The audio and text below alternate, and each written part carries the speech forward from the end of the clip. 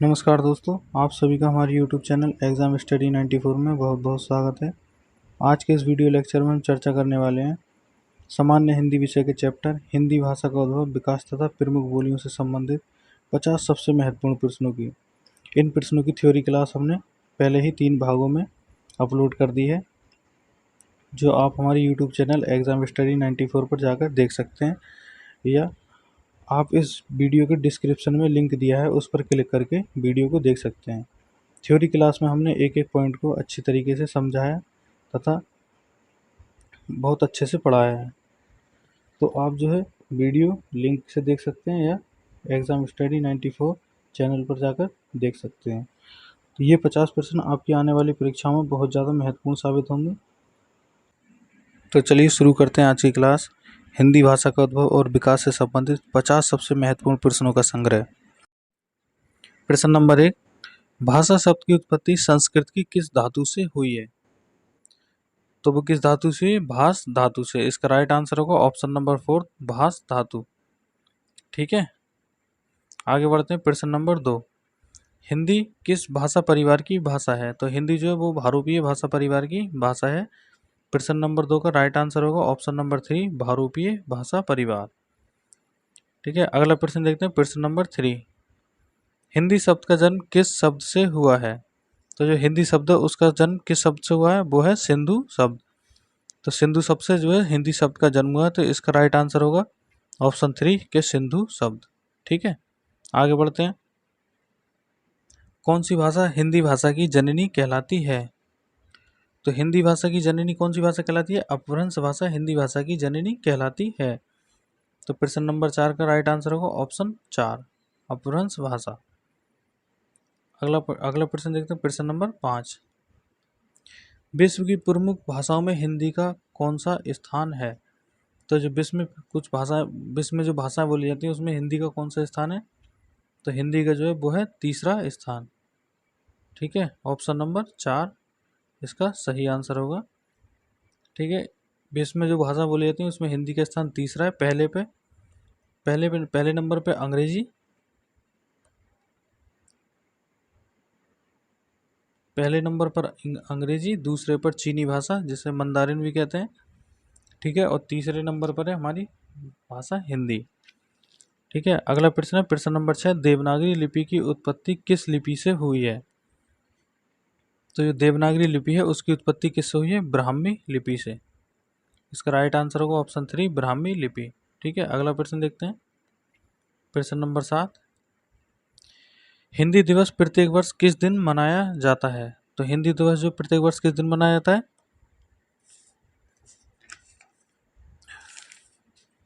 हिंदी दिवस प्रत्येक वर्ष किस दिन मनाया जाता है? तो 14 सितंबर को प्रत्येक वर्ष हिंदी दिवस मनाया जाता है। तो इसका प्रश्न नंबर 7 का राइट आंसर होगा ऑप्शन 3, 14 सितंबर। ठीक है, अगला प्रश्न देखते हैं। भारत में राजभाषा नीति कब लागू हुई? तो भारत में जो राजभाषा नीति है वो कब लागू हुई थी? तो 26 जनवरी 1950 ईस्वी में। तो प्रश्न नंबर 8 का राइट आंसर हुआ ऑप्शन नंबर 2, 26 जनवरी 1950। ठीक है, अगला प्रश्न देखते हैं। प्रश्न नंबर 9, देवनागरी लिपि में पंचमाक्षर प्रत्येक वर्ग का 5वां वर्ड, माँ, ना, अड़ा, उआ, जो भी कुछ 5 आते हैं वो पंचमाक्षर कहलाते हैं। तो इनके बदले अनुस्वार का चिन्ह होता है ये शिरोरेखा के ऊपर चंद्र बिंदु। ठीक है, तो अनुस्वार का प्रयोग का सुझाव किसने दिया था? तो अनुस्वार के प्रयोग का सुझाव दिया था श्याम सुंदर दास ने। ऑप्शन नंबर 2 इसका राइट आंसर होगा, श्याम सुंदर दास।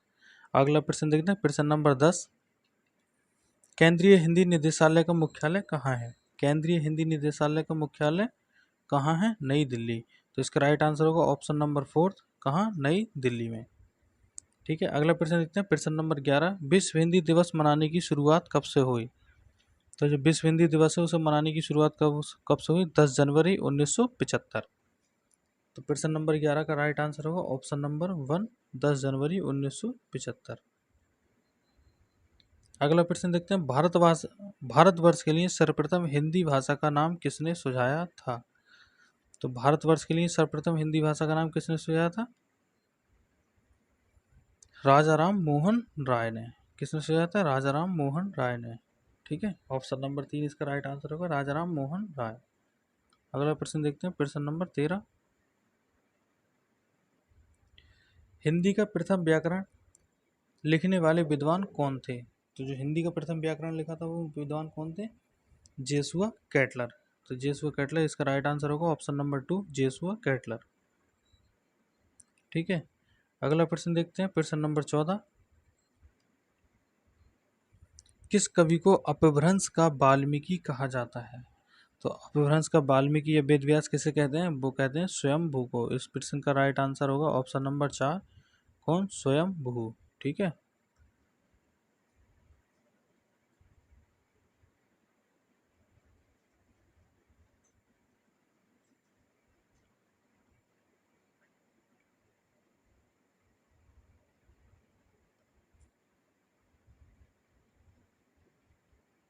अगला प्रश्न देखते हैं, केंद्रीय हिंदी संस्थान का मुख्यालय कहाँ है? तो एक केंद्रीय हिंदी संस्थान है, उसका मुख्यालय कहाँ है?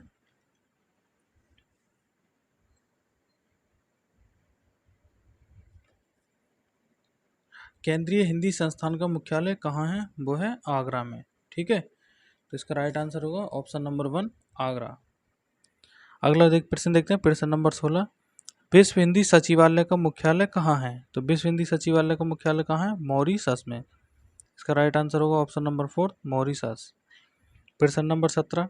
निम्नलिखित में से कौन सी भाषा द्रविड़ भाषा परिवार की भाषा नहीं है? तो जो द्रविड़ भाषा परिवार की भाषा कौन सी नहीं है?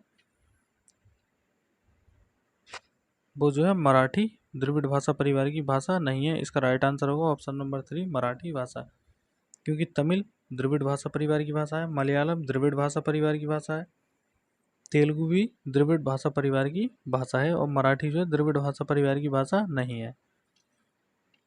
अगला प्रश्न देखते हैं, प्रश्न नंबर 18। हिंदी भाषा को हिंदवी किसने कहा था? तो जो हिंदी भाषा उसे हिंदवी किसने कहा था? अमीर खुसरो ने। इस प्रश्न का राइट आंसर होगा ऑप्शन नंबर 3 अमीर खुसरो।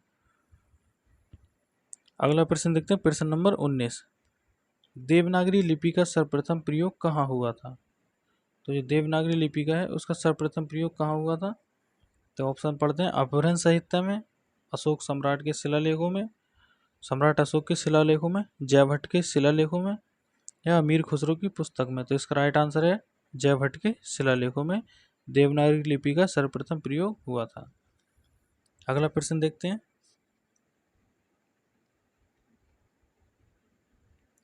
भारतीय संविधान के किस अनुच्छेद में हिंदी को भारत की राजभाषा बताया गया है? तो हिंदी को भारत की राजभाषा किस अनुच्छेद में बताया गया है? अनुच्छेद 343 एक या 343 का में। तो इसका राइट आंसर होगा ऑप्शन नंबर 3 अनुच्छेद 343 एक। ठीक है, आगे बढ़ते हैं, प्रश्न नंबर 21। वर्तमान हिंदी का प्रचलित रूप कौन सा है? तो जो वर्तमान हिंदी है उसका प्रचलित रूप बोलचाल में आज वर्तमान समय की हिंदी में कौन सा रूप है? वो है खड़ी बोली। इसका राइट आंसर होगा ऑप्शन नंबर 4 खड़ी बोली। ठीक है, अगला प्रश्न देखते हैं, प्रश्न नंबर 22। हिंदी भाषा के विकास का सही क्रम क्या है? तो हिंदी भाषा के विकास का सही क्रम क्या है? तो पहले जो है संस्कृत, संस्कृत के बाद पाली भाषा, पाली भाषा के बाद प्राकृत भाषा, प्राकृत के बाद अपभ्रंश भाषा, अपभ्रंश के बाद जो है वो आई हिंदी या आरंभिक या वर्तमान समय की जो हिंदी है वो अपभ्रंश के बाद में आई। तो यही इसका सही क्रम है। तो देखते हैं ऑप्शन में, पहला है प्राकृत अपभ्रंश हिंदी या संस्कृत, तो ये भी गलत है अपना। देखते हैं तीसरा, अपभ्रंश पाली संस्कृत हिंदी, तो ये भी गलत हुआ तीसरा। चौथा देखते हैं संस्कृत अपभ्रंश प्राकृत हिंदी, तो ये भी गलत हुआ। ऑप्शन नंबर 2 पाली प्राकृत अपभ्रंश और हिंदी, ऑप्शन नंबर 2 राइट हुआ। ठीक है, तो प्रश्न नंबर 22 का सही प्रश्न है ऑप्शन नंबर 2 पाली प्राकृत अपभ्रंश और हिंदी। ठीक है, अगला प्रश्न देखते हैं, प्रश्न नंबर 23। हिंदी की आदि जननी किस भाषा को कहते हैं? तो जो हिंदी की आदि जननी कहते हैं किसे कहते हैं? संस्कृत भाषा को। इसका राइट आंसर होगा ऑप्शन नंबर 4 संस्कृत भाषा। ठीक है, अगला प्रश्न देखते हैं, प्रश्न नंबर 24। भाषा लिखने के लिए प्रयुक्त चिन्हों के व्यवस्थित रूप को क्या कहते हैं? तो जो भाषा लिखने के लिए जो व्यवस्थित चिन्हों का प्रयोग किया जाता है उसके व्यवस्थित रूप को क्या कहते हैं? उसके व्यवस्थित रूप को कहते हैं लिपि। ठीक है, प्रश्न नंबर 24 का राइट आंसर हुआ ऑप्शन नंबर 2 लिपि।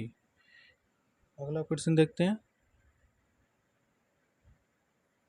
प्रश्न नंबर 25, अंतर्राष्ट्रीय मातृभाषा दिवस कब मनाया जाता है? तो अंतर्राष्ट्रीय मातृभाषा दिवस कब मनाया जाता है?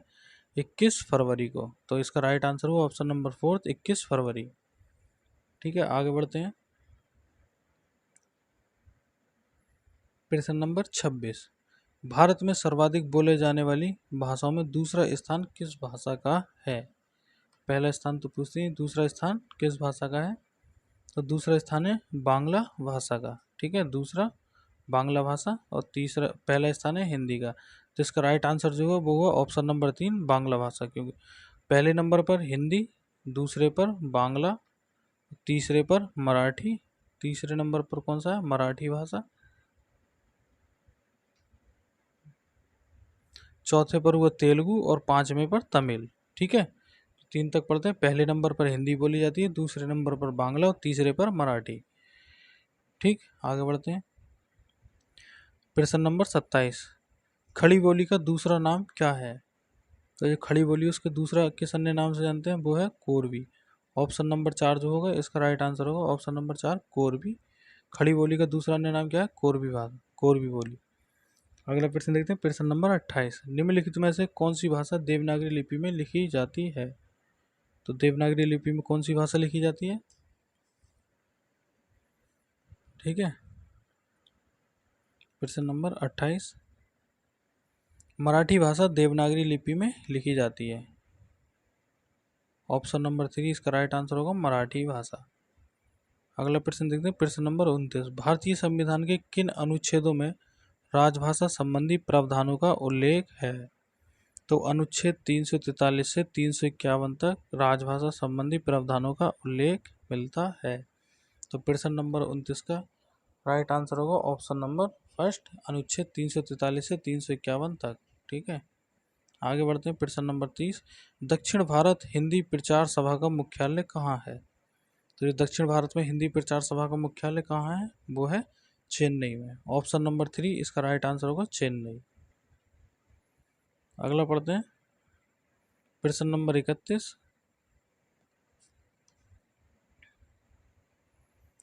हिंदी की विशिष्ट बोली ब्रजभाषा के रूप में सबसे अधिक प्रसिद्ध काव्य है? सबसे अधिक प्रसिद्ध है, जो हिंदी की विशिष्ट बोली ब्रजभाषा है वो सबसे अधिक प्रसिद्ध, उसमें जो सबसे अधिक रचना प्रसिद्ध है वो क्या है? हिंदी की जो विशिष्ट बोली ब्रजभाषा है वो किसके लिए प्रसिद्ध है? तो वो है काव्य भाषा के लिए प्रसिद्ध। राइट आंसर होगा ऑप्शन नंबर 3 काव्य भाषा। अगला प्रश्न देखते हैं, ये 31 दो बार लिख गया है।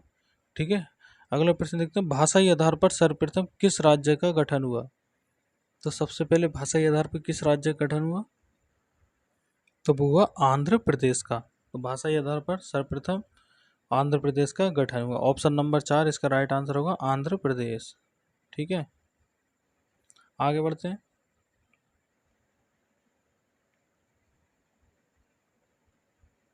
प्रश्न नंबर 32, निम्नलिखित में से कौन सी भारोपीय परिवार की भाषा नहीं है? तो जो भारोपीय भाषा परिवार है उसकी भाषा नहीं है, कौन सी भाषा नहीं है? तो जो तमिल भाषा है वो भारोपीय परिवार की भाषा नहीं है। तमिल जो है द्रविड़ भाषा परिवार की भाषा है। तो ऑप्शन नंबर 4 इसका राइट आंसर होगा तमिल, जो भारोपीय भाषा परिवार की भाषा नहीं है। अगला प्रश्न देखते हैं, प्रश्न नंबर 33, ध्रुपद गायन का संबंध किस भाषा से है? तो ध्रुपद गायन है उसका संबंध किस भाषा से? ब्रज भाषा से। ऑप्शन नंबर फर्स्ट इसका राइट आंसर होगा ब्रज भाषा। अगला प्रश्न देखते हैं, प्रश्न नंबर 34, भाषा की लघुत्तम सार्थक इकाई क्या है? तो ये भाषा की सबसे लघुत्तम सार्थक इकाई उसे हम क्या कहते हैं? ध्वनि। तो इसका राइट आंसर होगा ऑप्शन नंबर 2 ध्वनि। अगला प्रश्न देखते हैं, प्रश्न नंबर 35, किसी सीमित क्षेत्र में बोली जाने वाली स्थानीय भाषा को क्या कहते हैं? तो सीमित क्षेत्र में बोले जाने वाली स्थानीय भाषा क्या कहलाती है? बोली। और जब बोली का जो भौगोलिक क्षेत्र बढ़ जाता है तो बोलने वालों की संख्या बढ़ जाती है, तो उसे क्या कहते हैं? हम उपभाषा। ठीक है, तो ये इसका ऑप्शन होगा, इसका आंसर होगा बोली। प्रश्न नंबर 35 का राइट आंसर ऑप्शन 3 बोली। अगला प्रश्न क्या है, प्रश्न नंबर 36, मैथिली बोली के लोकप्रिय कवि हैं? तो जो मैथिली बोली है उसके लोकप्रिय कवि कौन है? विद्यापति। इसका राइट आंसर होगा ऑप्शन नंबर 3 विद्यापति। ठीक है, अगला प्रश्न देखते हैं। पश्चिमी हिंदी के अंतर्गत कौन सी बोली नहीं आती है? तो जो पश्चिमी हिंदी है उसके अंतर्गत कौन सी बोली नहीं आती है? तो देखते हैं इसमें कौन कौन से ऑप्शन है। छत्तीसगढ़ी, कोरवी, बुंदेली या ब्रजभाषा। तो नाम से लगा छत्तीसगढ़ी, तो पश्चिमी हिंदी के अंतर्गत छत्तीसगढ़ी नहीं आती है, तो इसका राइट आंसर होगा ऑप्शन नंबर फर्स्ट छत्तीसगढ़ी। ठीक है, आगे बढ़ते हैं। प्रश्न नंबर 38, सिंधी भाषा का संबंध किस अपभ्रंश से है? तो जो सिंधी भाषा है उसका संबंध किस अपभ्रंश से है? उसका बंध ब्राचड़ अपभ्रंश से है, तो इसका राइट आंसर होगा ऑप्शन नंबर 2 ब्राचड़ अपभ्रंश। ठीक, ब्राचड़ अपभ्रंश। आगे बढ़ते हैं। उत्तर प्रदेश, प्रश्न नंबर 39, उत्तर प्रदेश सरकार द्वारा सन 1947 ईस्वी में गठित देवनागरी लिपि सुधार समिति के अध्यक्ष कौन थे? तो जो 1947 ईस्वी में देवनागरी लिपि सुधार समिति के गठन हुआ था उसके अध्यक्ष कौन थे? आचार्य नरेंद्र देव। आचार्य नरेंद्र देव, राइट आंसर होगा ऑप्शन नंबर 3 आचार्य नरेंद्र देव। ठीक है, अगला प्रश्न पढ़ते हैं। प्रश्न नंबर 40, देवनागरी लिपि में सुधार के लिए बाल गंगाधर तिलक द्वारा सुझाए गए फॉन्ट का क्या नाम है? तो बाल गंगाधर तिलक ने जो फॉन्ट सुझाया था उसका नाम क्या था? Tilak font. Option number 3 right answer Tilak font. ठीक, प्रश्न नंबर 41, मानक देवनागरी वर्णमाला किस वर्ष प्रकाशित हुई थी? तो मानक देवनागरी वर्णमाला है वो कब प्रकाशित हुई थी? 1966 ईस्वी में। ऑप्शन नंबर 2 राइट आंसर 1966 ईस्वी। अगला प्रश्न देखते हैं। प्रश्न नंबर 42, वर्ष 1955 ईस्वी में गठित प्रथम राजभाषा आयोग के अध्यक्ष कौन थे? तो ये प्रथम राजभाषा आयोग था उसके अध्यक्ष कौन थे? बीजी खैर। कौन थे? बाल गंगाधर खैर। ऑप्शन नंबर 2 राइट आंसर है बाल गंगाधर खैर। तो प्रथम राजभाषा आयोग का गठन जो हुआ था कब हुआ था?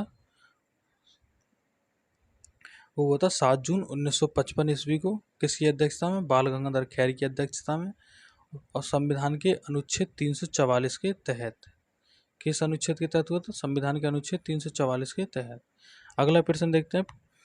प्रश्न नंबर 43, किस विद्वान ने अपभ्रंश के लिए पुरानी हिंदी शब्द का प्रयोग किया था? तो जो अपभ्रंश के लिए सर्वप्रथम पुरानी हिंदी शब्द का प्रयोग किसने किया था? चंद्रधर शर्मा गुलेरी। राइट आंसर होगा चंद्रधर शर्मा गुलेरी। ठीक है, ऑप्शन नंबर 4 चंद्रधर शर्मा गुलेरी। अगला प्रश्न देखते हैं। प्रश्न नंबर 44, विकास की दृष्टि से अपभ्रंश की पूर्वकालीन अवस्था का क्या नाम है? विकास की दृष्टि से, प्रश्न को समझते हैं। विकास की दृष्टि से अपभ्रंश की पूर्वकालीन मतलब अपभ्रंश से पहले वाली पूर्वकालीन अवस्था का क्या नाम है? तो अपभ्रंश से पहले कौन सी है? प्राकृत भाषा। ठीक है, तो प्राकृत जो है वो अपभ्रंश की पूर्वकालीन अवस्था का नाम है, तो इसका राइट आंसर होगा ऑप्शन नंबर 2 प्राकृत भाषा। ठीक है, अगला प्रश्न देखते हैं। प्रश्न नंबर 45, भारत में संवैधानिक रूप से हिंदी का क्या स्वरूप है? तो भारत में हिंदी का स्वरूप क्या है? वो है राजभाषा, क्योंकि हमारी जो कोई राष्ट्रभाषा नहीं है इसलिए हिंदी जो भारत की राजभाषा है, तो इसका राइट आंसर होगा ऑप्शन नंबर 3 राजभाषा। ठीक है, अगला प्रश्न देखते हैं।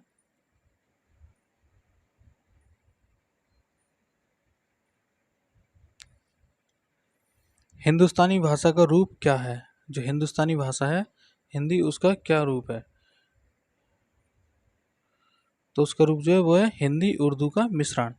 तो हिंदुस्तानी भाषा जो है उसमें हिंदी के वर्ड भी बोले जाते हैं और उर्दू के वर्ड भी बीच बीच में बोले जाते हैं। तो इसका स्वरूप क्या है? इसका रूप क्या है हिंदुस्तानी भाषा का? हिंदी उर्दू का मिश्रण।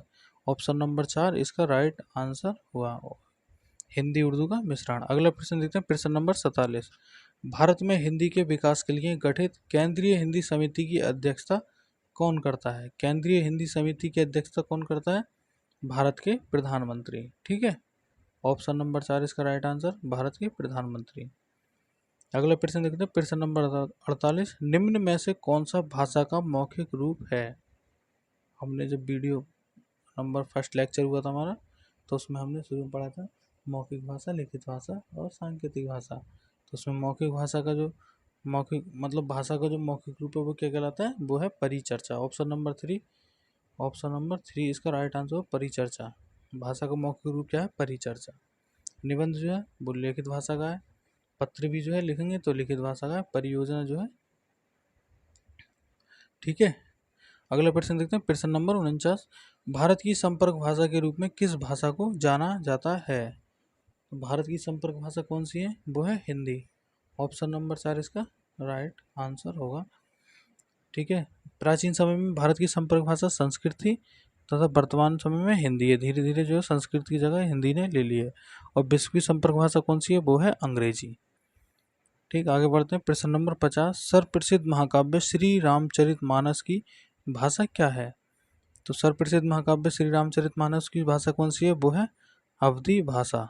ठीक, तो इसका राइट आंसर होगा ऑप्शन नंबर 2 अवधी भाषा। आज की क्लास हमारी यहीं समाप्त होती है। वीडियो अच्छी लगे तो लाइक करें, शेयर करें तथा कमेंट करें और बताएं वीडियो कैसी लगी, ठीक है। और चैनल को सब्सक्राइब करें। वीडियो को ज़्यादा से ज़्यादा शेयर करें जिससे आपके दोस्तों को भी अच्छा अच्छा कंटेंट मिल सके। जय हिंद।